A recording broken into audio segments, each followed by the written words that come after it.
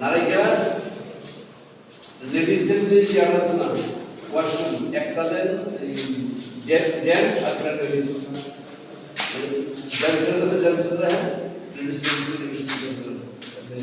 এখানে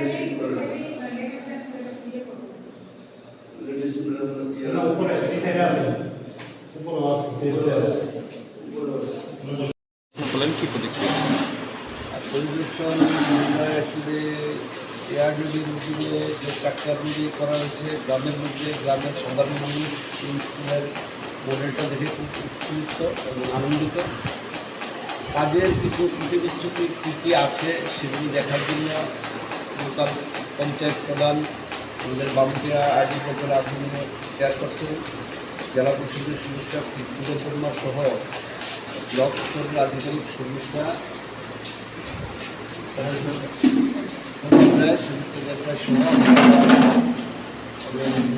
যেই ত্রুটিগুলি চোখে ধরা পড়েছে সেগুলির মাঝে বলা হয়েছে ওরা খুব শীঘ্রই করে দেবেন। আর বাকি খুব সুন্দর, যেটা আমাদের প্রত্যেকের কাছে ভালো লেগেছে।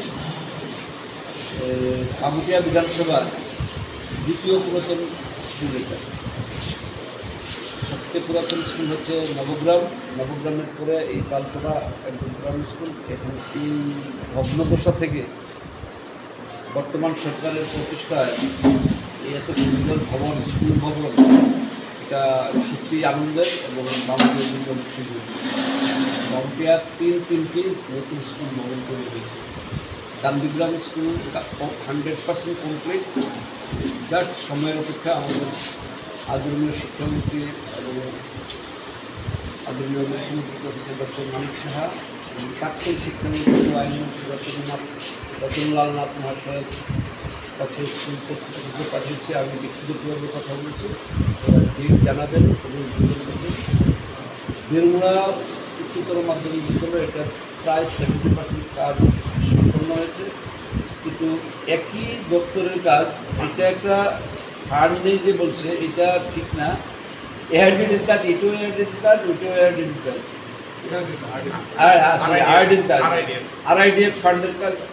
আরআইডিএফ ফান্ড থেকে আমাদের ত্রিপুরার যে 12টা স্কুল তৈরি হয়েছে, এর মধ্যে 3টা বামুটিয়া বিধানসভা। তো আরআইডিএফ ফান্ড থেকে যে ব্যাপারটা আরডিকে দেওয়া হয়েছে 7টা স্কুল, পিডাব্লিউডিকে দেওয়া হয়েছে 7টা স্কুল।